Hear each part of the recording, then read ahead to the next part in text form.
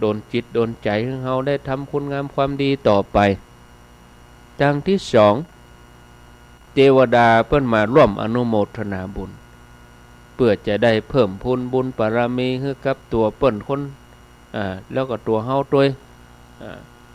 เพิ่มบุญให้กับตัวเทวดาด้วยนะเพราะว่าเทวดาเปิ้นเป็นกายทิพย์บ่สามารถที่จะสร้างบุญได้เองก็ได้แต่ว่ามาร่วมอนุโมทนาบุญกับเฮาทั้งหลายที่เฮาได้ทำบุญทำกุศลที่เฮาได้ทำคุณความดีดังที่สามเทวดาเปิ้นมาปกป้องสิ่งศักดิ์สิทธิ์หรือว่าผู้มีบุญผู้ปฏิบัติธรรมชั้นสูงถึงสามเรื่องนี้เนี่ยญาติโยมจะอู้ให้ละเอียดในโอกาสต่อไปในเรื่องเทวดาถือว่าเป็นเรื่องที่ดีบ่มีความเสียหายนะถ้าเฮาพิจารณาด้วยปัญญาคนเฮาบางทีเป็นคนจิตใจเป็นเทวดาก็มีมนุษย์เทโวถ้าว่ามีคุณธรรมสองอย่างนี้คุณธรรมสองอย่างนั้นคืออย่างคือหิริและโอตตัปปะความละอายและความเกรงกลัวละอายต่อบาปเกรงกลัวต่อบาปถ้ามีคุณธรรมสองอย่างนี้ก็เป็นเทวดาได้ญาติโยมในสมัยที่พระองค์ยังมีพระชนอยู่นี่พระองค์ก็ตอบปัญหาเทวดานี่ญาติโยมตอนที่พระองค์ทรงเสด็จจากสวรรค์ชั้นดาวดึงส์ลงมาในวันออกพรรษาวันแห่มค่ำวันพระพุทธเจ้าเปิดโลกเทวดาก็มาเนี่ยอันนี้ก็เป็นเรื่องยืนยันศรัทธาญาติโยมถ้าเราพิจารณาด้วยปัญญาเฮียนฮู้ก็เพื่อจะดำรงชีวิตให้ถูกต้องดีงามด้วยการประพฤติปฏิบัติตามหลักแห่งศีลธรรมเพราะคติความเชื่อเรื่องเทวดานี้ก่อให้เกิดการสร้างความดีบนวิธีที่ถูกต้องเพราะคนเฮานี่จะมันทำแต่ความดีเพื่ออานิสงส์บุญให้ได้เกิดเป็นเทวดาในตำรับตำราครูบาอาจารย์บางรูปบางตนบางทีทั้งที่เป็นพระสงฆ์แล้วก็บางทีก็เป็นฆราวาสผู้ปฏิบัติธรรมบางทีทั้งที่เป็นพระสงฆ์แล้วก็บางทีก็เป็นฆราวาสผู้ปฏิบัติธรรมบางท่านบอกว่าอาจเคยปะได้เคยพบที่เป็นในความฝันสมาธิบางท่านก็ภาวนาปะในนิมิตบางท่านหันด้วยตาการปฏิบัติสมาธิการเจริญภาวนาบางท่านหันด้วยตาเนื้อหรือว่าคนทั่วไปบางท่านเคยได้ยินสืบกันมาบางท่านบ่เคยแม้แต่จะได้ยินได้หันบางท่านบอกว่าหันแล้วปะแล้วเจอแล้วซึ่งส่วนมากจะเชื่อกันว่ามีจริงแน่นอนยังกับคนจำนวนนักก็บ่ฮู้ว่าไผเป็นไผมีหน้าที่อันยังเฮาทั้งหลายเฮาบ่ฮู้หรอกคนไปงานอดเฮาบ่ฮู้ไผเป็นไผคนที่เฮาบ่ฮู้จักเฮาก็บ่ฮู้ว่าเปิ้นเป็นไผหน้าที่การงานเปิ้นเป็นหยังนอกเสียจากว่าคนที่เฮาฮู้จักคนที่เฮาคุ้นเคยเฮาก็ฮู้ว่าคนนี้เป็นไผคนนั้นเป็นไผเนี่ยญาติพี่น้องเป็นไผเปิ้นมีหน้าที่จะใดเนี่ยเทวดานั้นเนี่ยอยู่ในภพภูมิที่ฮ้องว่าบ่ใช่มนุษย์นะ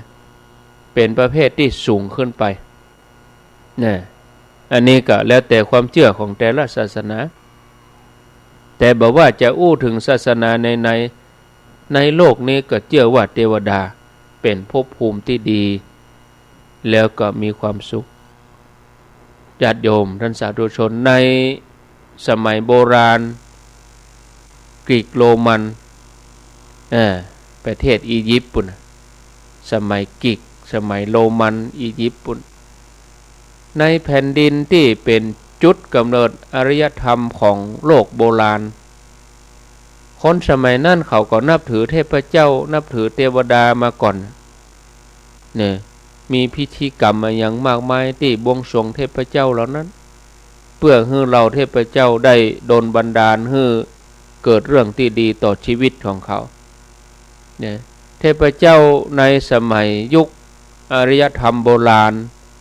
สมัยกรีกโรมันสมัยอียิปต์นี่ ก็ฮู้กันดีว่าชื่อเทพโอลิมปัสซึ่งเป็นเทพที่อาศัยบนยอดเขาโอลิมปัสนะเทพเจ้าวีนัสก็เทพเจ้าไพโซดอนก็อย่างเฮาจังหันในสารคดีอียิปต์โรมันกรีกโรมันยุคต่อมาในศาสนาคริสต์โดยเฉพาะคนที่นับถือนิกายโรมันคาทอลิกก็ยิ่งเชื่อว่าเทวดามีจริงแล้วก็ในแต่ละองค์นั่นทำหน้าที่แตกต่างกันไปเพื่อความสงบสุขของมนุษย์และโลกโดยที่แบ่งลำดับชั้นของเราเทวดาไว้อยู่3ชั้นชั้นเอกชั้นโทชั้นตรีเหมือนนักธรรมเลยเหมือนทหารเลยตรีโทเอกในแต่ละชั้นก็มีแห่ม3คณะทำหน้าที่แตกต่างกันไปก็มียศมีตำแหน่งไปถึง9ลำดับรวมแล้วนี่ฮ้องว่าเทวันในคัมภีร์ของศาสนาคริสต์คัมภีร์ไบเบิลถือว่ามาจากวจนะหรือว่ากำอู้ของพระเจ้ามีการอู้ถึงเทวดานักมากมายอยู่ในฐานะทูตสวรรค์เทวดานี่เป็นทูตสวรรค์หรือว่าเป็นนักบุญเนี่ยก็จะมีตึงปัจจัยที่มีตึงไม่ยิงในศาสนาฮินดูเรื่องหมู่เทพเทวานี่ก็มีนักมากมายนับไม่ถ้วนแล้วก็มีการอู้ถึงอำนาจเหนือมนุษย์เหนือโลกมีอิทธิฤทธิ์ไว้นักมากมายเพราะว่าศาสนาฮินดูนี่เปิ้นเป็นศาสนาพหุเทวนิยมเทวดาคือเป็นแก่นหลักเลยเทวดาทุกองค์นี่ได้รับการยกย่องในฐานะเทพเจ้าเป็นอำนาจเหนือธรรมชาติมีอิทธิพลเหนือมนุษย์สามารถดลบันดาลทุกสิ่งได้ซึ่งก็แตกต่างจากพุทธศาสนาเพราะว่าพุทธศาสนาเชื่อว่าทุกคนนั้นมีโชคชะตาชีวิตหรือว่าลิขิตชีวิตเป็นไปนั่นเป็นไปนี่จะดีจะชั่วก็อยู่ที่ตัวทำจะสุขหรือว่าทุกข์นะจะมั่งจะมีจะยากจนบ่ได้มาจากเทพเทวาอันใดบ่ได้มาจากสิ่งอำนวยความสะดวกอันใดบ่ได้มาจากอำนาจเหนือธรรมชาติอันใดนั่นคือกรรมคือการกระทำนะเกิดจากการกระทำของตัวเองฮ้องว่ากรรมลิขิตเป็นไปตามกฎแห่งกรรมซึ่งเป็นส่วนหนึ่งของกฎธรรมชาติที่ยิ่งใหญ่แล้วก็มีอำนาจควบคุมสรรพสิ่งในโลกให้เป็นไปได้แต่ในศาสนาพุทธก็บ่ได้ปฏิเสธเรื่องเทวดานี้ได้วางฐานะเทวดาไว้แถมตำแหน่งหนึ่งคือเพราะเทวดานี่ก็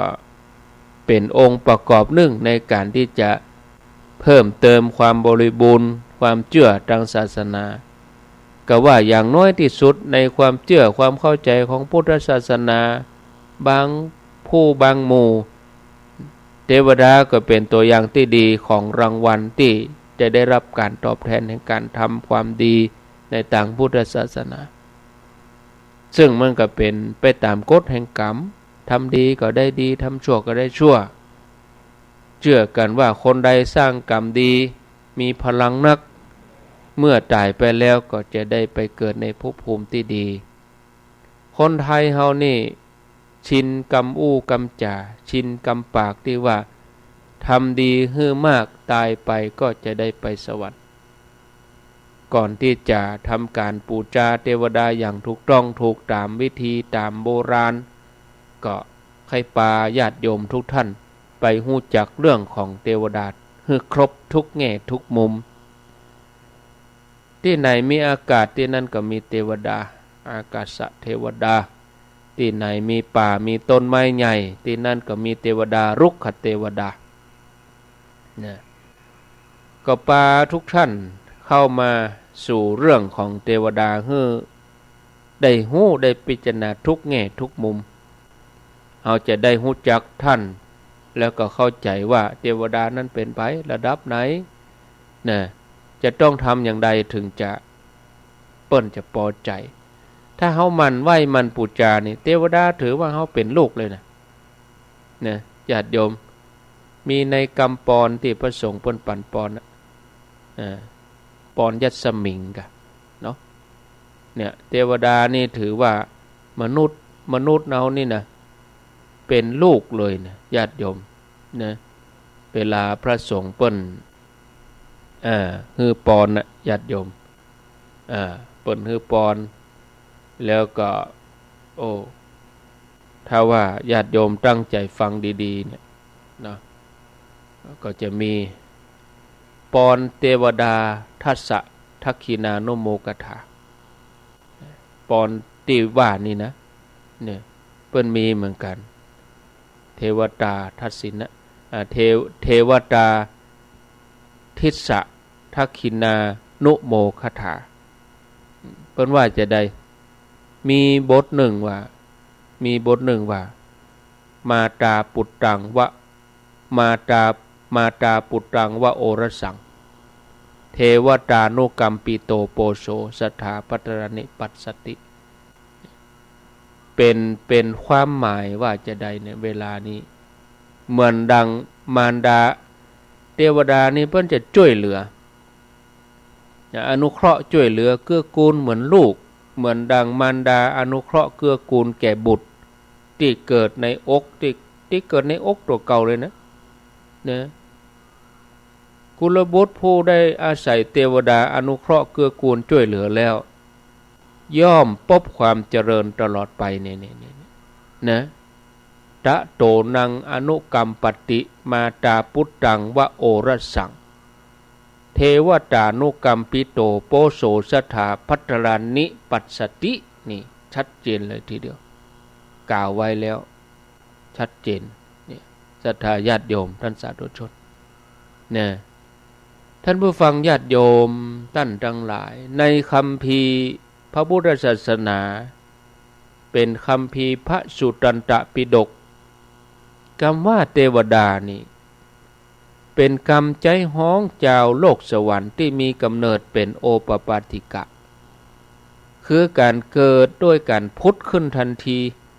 อาศัยอำนาจแห่งกรรมดีที่เคยทำไว้เมื่อครั้งที่ยังเป็นมนุษย์หรือว่าตอนที่เป็นเดรัจฉานก็ได้เนี่ยตัวนี้เป็นผู้จัดสรรกรรมดีเนี่ยนะถ้าหากต้องการจะใจฮ้องเจาะจงเพศหรือว่าจะห้องเทวดา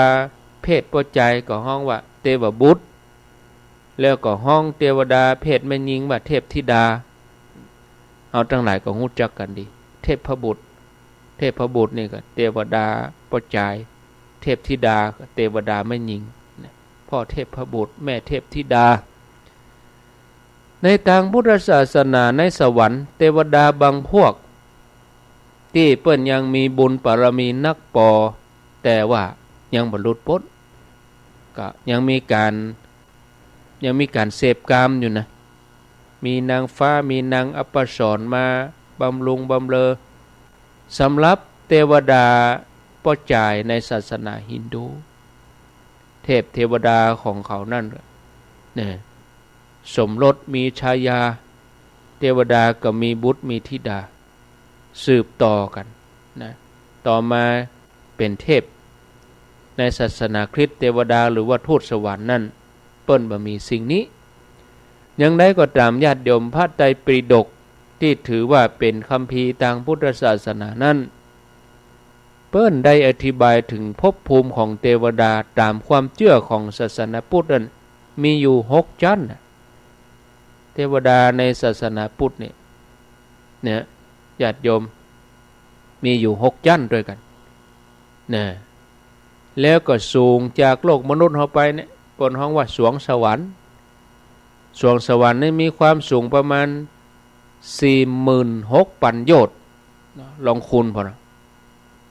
1 โยชน์นี่เท่ากับ16 กิโลไผใครฮู้ว่าสูงขนาดไหนก็ลองเอา16คูณกับ 46,000 พอดูสูงจากโลกมนุษย์เท่านี้แต่ว่าไม่ใช่ว่าโอ้หมู่นักวิทยาศาสตร์เปิ้นเอายานอวกาศขึ้นไปก็บ่หันรู้มันคนละชั้นค คนละภูมิคนละภพคนละมิติอย่างเฮาหันเปิ้นในทีวีเนี่ยก็เฮาจะไปเข้าไปอยู่ในทีวีได้ตัวเปิ้นหรอ แต่เฮาหันนะเฮาหันออกหันหมดในทีวีมันคนละมิตินะเหมือนเดียวกันเนี่ยนะญาติโยมท่านทั้งหลายเทวดานั่นเชื่อกันว่ามีลักษณะหรือว่าสภาพร่างกายทุกสิ่งอย่างเป็นทิพย์คือเป็นสิ่งที่บ่สามารถจะพอด้วยตาเนื้อตามนุษย์ของเฮาเนี่ยนะศรัทธาญาติโยมบ่มีร่างกายเหมือนเฮาได้หันนะที่เฮาสัมผัสได้เนี่ยแต่ว่าเทวดานี่เปิ้นได้รับแต่ความสุขเพียงอย่างเดียวหรือว่าอิ่มทิพย์อิ่มโดยบุญที่ตัวเองทำแล้วคนอื่นได้อุทิศให้คนอื่นได้ส่งให้และตัวเองนั้นได้อนุโมทนาเรื่องนี้สำคัญนะญาติโยมในการส่งบุญให้เทวดาเนี่ยเวลาเราทำบุญอย่างคนเมืองเราก็มีแล้วทานขันเข้าเนี่ยทานให้เทพบุตรเทวดานี่ทานให้เทพบุตรเทวดานะอย่างเจ้าตี้เนี่ยเจ้าป่านี่เขาก็เทวดานั่นแหละลูกขเทวดาเอาไปไหนเอาใส่เข้าเจ้าตี้เห็นหน่อยเอาปูจาเทวดานะญาติโยมท่านสาธุชนเทวดานั้นลักษณะภายนอกนี่เปิ้นจะมีรูปโฉมที่งดงามเนอะเหมือนกันไปหมดละแล้วก็บ่มีวันแก่บ่มีแก่นะสามารถคงความเป็นหนุ่มสาวอยู่อย่างนั้นจนหมดอายุไขในลักษณะการแต่งกายถ้าว่าเป็นเทวดาแบบพุทธไทยๆนี่ก็มีความเชื่อว่าเทวดาแต่ละองค์จะแต่งองค์ทรงเครื่องโดยเสื้อคลุมสีเขียวเนี่ยเหมือนพญาแลกนาขวัญแล้วก็ใส่เครื่องประดับเพชรนินจินดาสวมมงกุฎสร้อยสังวาลเนี่ยส่วนในด้านชีวิตความเป็นอยู่นั่นบ่มีทุกข์ยากลำบากอะไรอย่างแล้วใครได้อะไรอย่างก็เพียงแต่นึกเอาก็สามารถสมปรารถนาอาตมาไปที่วัดห้วยไม้เดือที่เวียงป่าเป้าไปพอจิตรกรรมฝาผนังเปิ้นเขียนไว้เทวดาก็นุ่งชุดปะกะยอเลย นี่ก็ไปตามทินเนาะแล้วก็ไปที่อันฝั่งท่าขี้เหล็กไปถึงเมืองยองไปถึงท่าขี้เหล็กไปเมื่ออันน่ะหลายปีแล้วไปโดยครูบาอาจารย์หลายตนไปตาขี้เหล็กไปเมืองยองไปอันอย่างเจียงตุงเจียงตุงไปพอจิตรกรรมฝาผนังเทวดาเพิ่นใส่สลงนั่น เทวดาใส่สลงก็มีเทวดาไทยเขานี่ก็เฮามาพออย่างพระเอกลิเกเนี่ยหรือว่าอย่างอันพญาแลกนาขวัญเนี่ยนี่ญาติโยมเป็นอย่างนี้นะอย่างที่ว่าไปแล้วเทวดาบางตนบางท่านบางชั้นเนี่ยมันมีความแตกต่างจากมนุษย์ก็ตรัสที่ว่ายังมีความรู้สึกเทวดาก็ยังมีโลภโคตรหลงอยู่นะมีพ่อมีแม่มีลูกมีหลานมีความแตกต่างกันก็คือว่าในแต่ละชั้นของเทวดาในแต่ละชั้นของสวงสวรรค์เนี่ยเป็นเทวดาชั้นกามวจรคือว่ายังมีความอยากอยู่เทวดาอาศัยอยู่ในโลกสวรรค์ชั้นต่างๆมีความแตกต่างกันจะใดอย่างเฮาทั้งหลายเฮาสัมผัสเฮาฮู้เพียงชั้นแรกก็คือชั้นจตุมมหาราชิกาเป็นจะใดก็เพราะว่าชั้นนี้เนี่ยเป็นที่อยู่ของเจ้าทั้ง4โลกทัตตลัทธะวิรุณหะแล้วก็วิรูปักษ์เวสสุวรรณนะเฮาฮู้จักกันเนี่ยคือเจ้าทั้ง4เฮาจังขึ้นขันเจ้าทั้ง4แล้วก็ชั้นที่2คือชั้นดาวดึงส์3ยามา4ดุสิตชั้นดุสิตชั้นที่5ก็สวรรค์ชั้นนิมมานรดีชั้นที่6ประนิมิตสวัตตีสวรรค์นี้มี6ชั้นชั้นแรกที่เฮาคุ้นเคยกันนี่ก็เป็นสวรรค์ชั้นแรกเป็นที่อยู่ของเทวดานักนะ มีเทวดาที่มีลักษณะเหมือนมนุษย์นะแล้วก็มีผู้ปกครองนะคือพญาอินทร์ปกครองเป็นที่อยู่ของเท้าทั้งสี่เท้าทั้งสี่คือเท้าที่หนึ่งทัตตรัฐมหาราชเป็นใหญ่แก่คนทันประจำทิศตะวันออกนะคำว่าคนทันนี่หมายถึงจะใดหมายถึงคนที่ถนัดในเรื่องของดุริยะดนตรีการฟ้อนรำตั้งหลายเนี่ยถ้าเป็นมนุษย์ก็คือหมู่บรรดานักร้องนักแสดงหมู่ที่สร้างความขึ้นเครงเนี่ยคือคนทันคนทันคือว่าหมู่ที่อยู่กับเครื่องดนตรีหมู่เฮหมู่หยังนี่กะหมู่เฮนี่ต้องปูจาเท้าแต่ละทะนะแต่บะเดียวเขาศูนย์อันกันป้องก็ไปปูจาเอาเวสสุวรรณบนมันใจหรอต้องปูจานี่กะเป็นใหญ่แห่งคนทันคือบรรดาถนัดในเรื่องดุริยะดนตรีการแสดงการฟ้อนรำเนี่ยเทวดาตั้นที่สองคือว่าเจ้าวิรุณหกะหรือว่าวิรุณหกมหาราชอันนี้ประจำทิศใต้เป็นใหญ่แก่กลุ่มพันนะกลุ่มพันนี่มีลักษณะก็คล้ายเหมือนกับยักษ์นะแล้วว่ามีผมยิกแต่ว่ากลุ่มพันนี่บ่มีเขี้ยวนะถือว่าเป็นเทวดาประเภทหนึ่งที่ทำหน้าที่ลงโทษทรมานสัตว์โลกสัตว์นรกตัววิรุณหกนี่แถมในหนึ่งแถมคัมภีร์หนึ่งเปิ่นก็คือนายนิรยบาลศรัทธาญาติโยมท่านสาธุชนนี่เป็นใหญ่แก่หมู่กลุ่มพันเขี้ยวบะหมี่แต่มีลักษณะเหมือนยักษ์ผมยิกตัวองค์ต่อมาก็คือเท้าวิรุณปักเชหิเมตังที่พระสงฆ์เปิ้นสวดเทวดานี่เป็นอธิปดีเป็นใหญ่แก่หมู่วันดาหมู่นาคหมู่งูประจำทิศตะวันตกปกครองหมู่นาคซึ่งเป็นสัตว์ในโลกทิพย์คล้ายกับงูเนี่ยเฮาจังหันตามประตูวัดต่างๆพญานาคผู้เป็นใหญ่คือเท้าวิรุณปักองค์สุดท้ายก็รู้จักกันน่ะท้าวเวสสุวรรณห้องสั้นๆว่ากุเวนอันนี้อยู่ทิศเหนือถึงวันเฮานี่เฮาไปบูชาแต่เวสสุวรรณเฮาบูชาองค์เดียวบูชาแต่กุเวนองค์เดียวซึ่งท้าวเวสสุวรรณเนี่ยญาติโยมมีนักมากมายเอาท่องบูชาให้ครบกะจะไปเลือกเอามาตนเดียวกะเนาะบูชากับบูชาเปิ้นให้ครบเฮาขึ้นดาวทั้ง4เฮาบ่จะเอามาตนเดียวหรอเอามาถึง6ก็ดอกกะดาวถึง4นี่ก็มีหั่นแล้วเอาพญาอินทร์มาแถมเอาแม่ธรณีมาแถมอีกบัดเดี๋ยวนี้เป็นเน้นกะกุเวนเป็นเน้นกะเวสสุวรรณท้าวเวสสุวรรณว่าไงเวสสุวรรณก็คือกุเวนเวสสุวรรณกับพญายมเนี่ยท้าวเวสสุวรรณนี่เพราะเป็นเทพแห่งขุมทรัพย์อีกว่ากล่าวกันอย่างนั้นศรัทธาญาติโยมเทวดาในจันนี้เนี่ยสามารถเสวยสุขได้อยู่ยาวนานประมาณ500 ปีของสวรรค์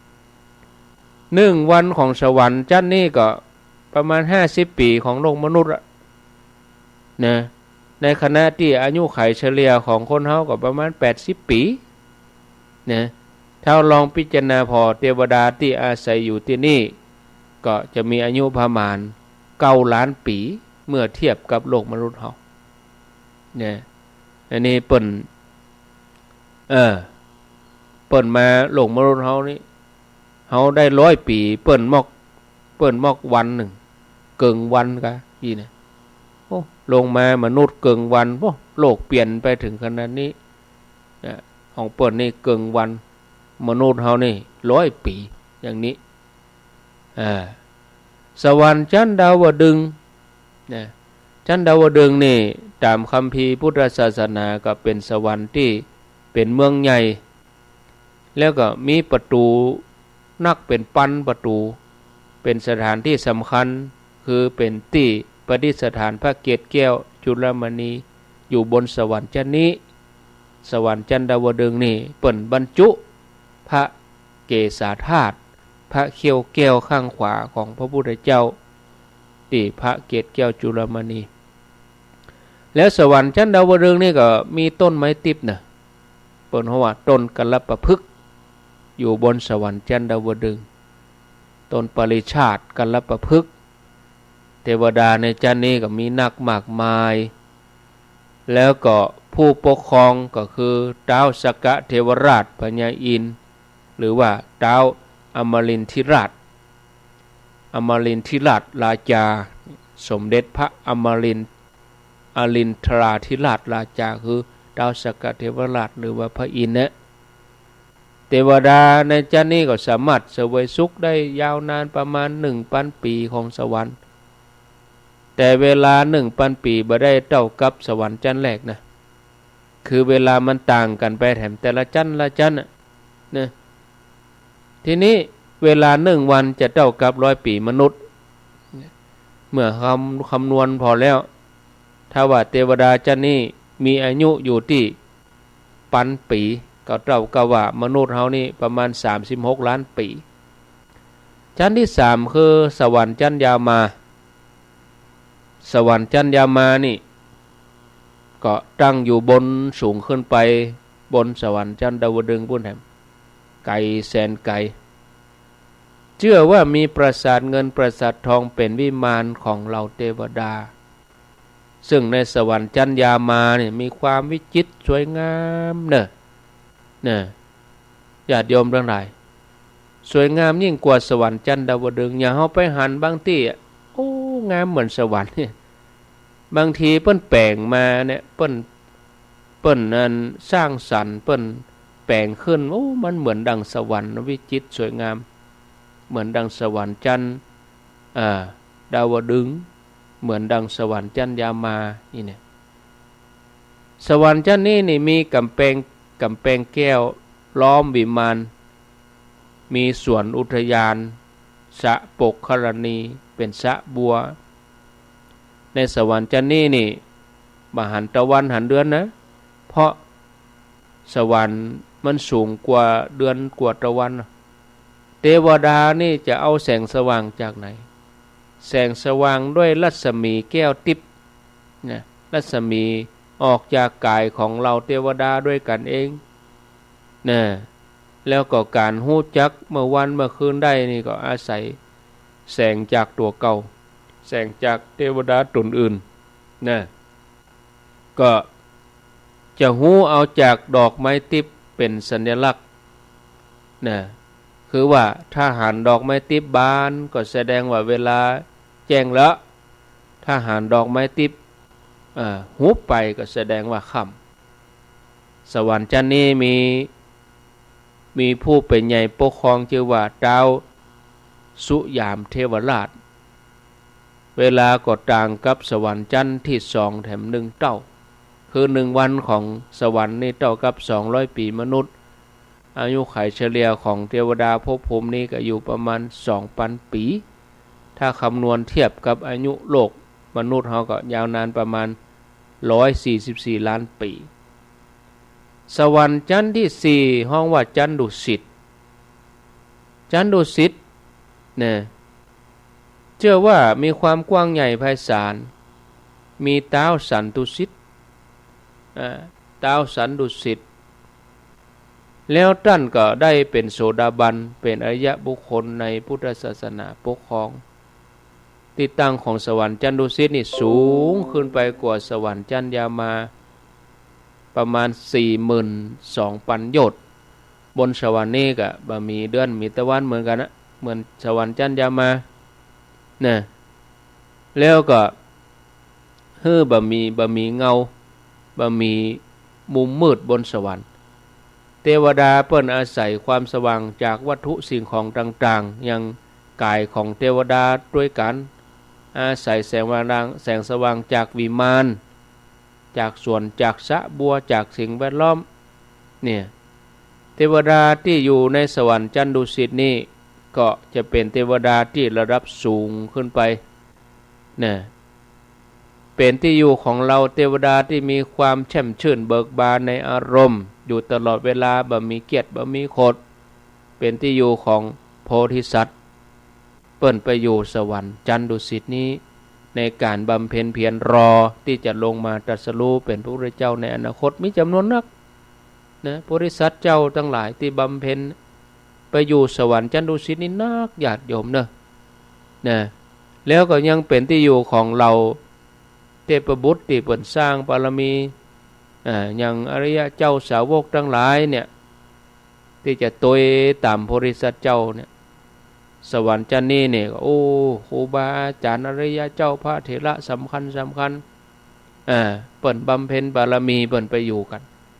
สวรรค์จันทดุสิตนี่อายุไขเฉลี่ยของเทวดาในสวรรค์นี้ก็ประมาณ 4,000 ปีติบ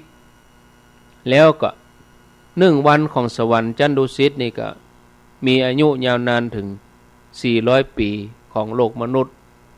นะเมื่อคำนวณแล้วเนี่ยญาติโยมอายุไขของเทวดา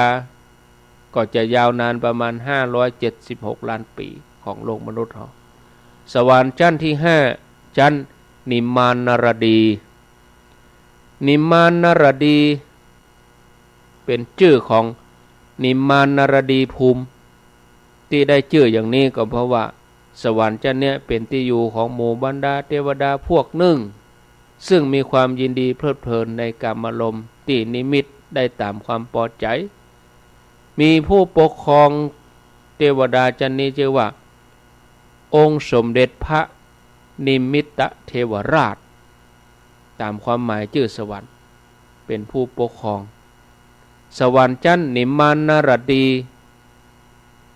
มีปราสาทแก้วปราสาทเงินปราสาทคำคือปราสาททองนะเป็นวิมานตั้งอยู่มีกำแพงแก้วกำแพงทองล้อมรอบแล้วก็มีพื้นที่เรียงรายเป็นทองเรียงรายเสมอกันมีสระปกรณีมีสวนอุทยานสำหรับประกอบการประกอบกิจของเทวดาเนี่ยทุกสิ่งอย่างคล้ายกันกับสวรรค์จันทดุสิตแต่ว่ามีความประณีตกว่าอายุไขเฉลี่ยของเทวดาในจันนี้ก็มีอายุประมาณ 8,000 ปีติบเนี่ยแล้ว1 วันของสวรรค์จันนี้ก็มีอายุยาวนาน800 ปีของมนุษย์เราก็ลองคำนวณพอเทวดาอยู่ที่นี่ก็จะมีอายุยืนถึงประมาณ 2,304 ล้านปีมนุษย์ถ้าว่านับในเรื่องของทางวิทยาศาสตร์ก็ช่วงที่โลกนี่ยังเกิดมาเพียงว่ามีสิ่งมีชีวิตบางกี่ชนิดโลกกำลังเกิดมาเพียงบางส่วนเนี่ยสวรรค์ชั้นสุดท้ายคงจะพอดีกับเวลาสวรรค์ชั้นปรนิมมิตสวัตตีเป็นสวรรค์ชั้นที่6เชื่อกันว่ามีความสุขสำราญเพลิดเพลินอยู่เมื่อเทวดาปรารถนาอันใดก็เนรมิตเหมือนสวรรค์ชั้นที่5แต่จะมีเทวดาองค์อื่นเนี่ยเป็นผู้ที่หู้ใจปรนิบัติเนรมิตตามต้องการนะอันนี้เทวดาชั้นนี้ฮ้องว่าเทวดาชั้นปรนิมมิตสวัตตีในสวรรค์ชั้นนี้ห่างจากชั้นนิมมานนรดีนี่ 42,000 โยชน์มีเต้าปรนิมมิตสวัตตีราชชื่อย่อว่าเต้าสวัตตีเทวราชเป็นผู้ปกครองเนี่ยเทวราชนี่โอ้ญาติโยมภพภูมิอันเป็นทิพย์สมบัติอันเป็นทิพย์เฉลี่ยอายุไขของเทวดาในจันนี้ก็สูงขึ้นไปแถม1 วันของเขานะ1 วันของเปิ้นน่ะ1 วันของสวรรค์จันนี้เท่ากับ 1,600 ปีมนุษย์แล้วก็ขณะที่มีอายุไขเฉลี่ยก็ 16,000 ปีในโลกทิพย์นะโดยอายุไขของเทวดาจันนี้เมื่อเทียบกับมนุษย์อย่างเฮานี่ก็ยาวนานอยู่ประมาณ 216 ล้านปีโดสวรรค์ชั้นนี้ถือว่าเป็นภูมิสูงสุดของบรรดาภูมิทั้ง6นะองค์เท้าที่ทำหน้าที่ปกครองสวรรค์นั่นก็บ่ได้มีอำนาจปกครองแต่เฉพาะหมู่เทวดาที่อยู่ในสวรรค์ชั้นปรานิมิตสวัสดิภูมิเท่านั้นนะยังมีอำนาจปกครองไปทั่วรวมไปจนถึงสวรรค์ชั้นต่ำลงไปแถม5ชั้นเทวดาที่อยู่ในชั้นต่างๆสวรรค์ชั้นต่างที่ว่ามาเนี้ยในคัมภีร์พุทธศาสนาเบิ่งก็ว่าอยู่ในภพภูมิที่สูงขึ้นไปนะญาติโยมแล้วยังมีเทวดาที่อาศัยอยู่โลกมนุษย์ร่วมกับคนเฮาได้แถมอันนั้น มีเทวดาที่มาอาศัยอยู่ร่วมกับมนุษย์เฮา3แบบภูมิเทวดาลุกขเทวดาแล้วก็อากาศเทวดาภูมิเทวดาก็คือเทวดาที่เปิ้นเหาะเหินเดินดินเหาะเหินเดินอากาศบ่ได้ต้องอาศัยอยู่ตามจอมปลวกอาศัยอยู่ตามภูเขาแม่น้ำเจดีย์ศาลาบ้านแม้แต่ซุ้มประตูเนี่ยเจดีย์อันนี้ภูมินังเทวานังนี่ภูมิเทวดานี่เมื่อเปิ้นเข้าไปอยู่แล้วเปิ้นก็ถือนั่นเป็นวิมานตัวเก่าแต่เทวดาบางองค์บ่มีที่อยู่ก็ต้องอาศัยที่อยู่ของเทวดาตนอื่นเหมือนกันลูกขเทวดาอันนี้เฮาได้ยินกันเป็นประจำในวรรณคดีกะหยังกะเทวดาท่านเหล่านี้อยู่ตามต้นไม้นะแล้วท่านก็บ่สามารถจะเหาะเหินเดินอากาศได้มีวิมานเป็นต้นไม้นะถ้าต้นไม้โดนตัดก็จะว่าทำลายที่อยู่ของท่านคนโบราณเพิ่นห้ามตัดต้นไม้ใหญ่นะถือว่าเป็นวิธีที่ดีในการอนุรักษ์รักษาป่าครูบาอาจารย์ท่านหนึ่งได้กล่าวไว้ว่าต้นไม้ทุกต้นถ้ามีอายุเกิน5 ปีก็จะเป็นที่อยู่ของลูกเทวดามาสิงอาศัยอยู่ยิ่งมีคนมาบูชาสักการะมีคนสักการะบูชาก็ได้ความสุขความเจริญอากาศเทวดาประเภทนี้อาศัยอยู่อากาศสามารถเหาะไปไหนมาไหนได้มีวิมานในอากาศนะสูงขึ้นไปประมาณ1 โยชน์คือ16 กิโลเทวดาเหล่านี้เปิ้นมีบุญนักสูงกว่าเทวดา2แบบแรกคือภูมิเทวดาและลุกขเทวดาความเชื่อส่วนใหญ่มาจากคัมภีร์ทางพุทธศาสนาศรัทธาญาติโยมท่านสาธุชนพอเวลาแล้วก็ญาติโยมท่านสาธุชนท่านทั้งหลายบัดเดี๋ยวนี้5:55 นาทีปอตัวอีก่อนเนาะ ต่อไปก็เกียมตัวที่จะฟังท่านพระอาจารย์วรรณชัยชยานันโทวัดพุทธศรีคีรีธรรมภาพก็ได้นำเสนอสาระธรรมะมาก็หันว่าพอเหมาะพอดีสมควรแก่เวลาญาติโยมหลายผู้หลายท่านก็เกียมตัวที่จะไปวัดเนาะวันนี้เป็นวันศีลใหญ่เป็นวันเดือนดับวันพุธก่อนเด้อจะมาจะมาอ่านมามารายการงานบุญแล้วก็รายชื่อญาติโยมที่ร่วมบุญกุศลโดยเฉพาะไม้ดาวแกะไม้สักแกะสลักเป็นดาวจะเอาติดที่หน้าบันหน้ามุกศาลาเหล่ามนทาทิพย์ก็วันสิ้นเดือนนี้อย่าเอามาติดละแหมประมาณ8 วัน9 วันนี่อย่าเอามาติดละเนอะญาติโยมจะร่วมก็ขอเจริญพรนะเพียงแค่125 ดวงเท่านั้นนะถ้าว่าหมดก็หมดละบาทรับต่อ125คือ125นะเอาไปติดบนหน้าบันบนหน้ามุกศาลาเนาะอันนี้ก็ประดับให้สวยสดงดงามพอเวลาแล้วก็พอสมควรเด้อนำรายการนี้จากลาศรัทธาญาติโยมท่านสาธุชนทุกคนทุกท่านไปก่อน ก้อยปะกันแถมใหม่โอกาสหน้านะโอกาสหน้าก็มาปะญาติโยมแถมกำนะรายการต่อไปเปิ้นก็มารอทานี้แล้วท่านพระอาจารย์วรรณชัยชยานันโทธรรมภาพล่ำลาญาติโยมไปก่อนโชคดีมีใจอายุวันโนสุขังปลัง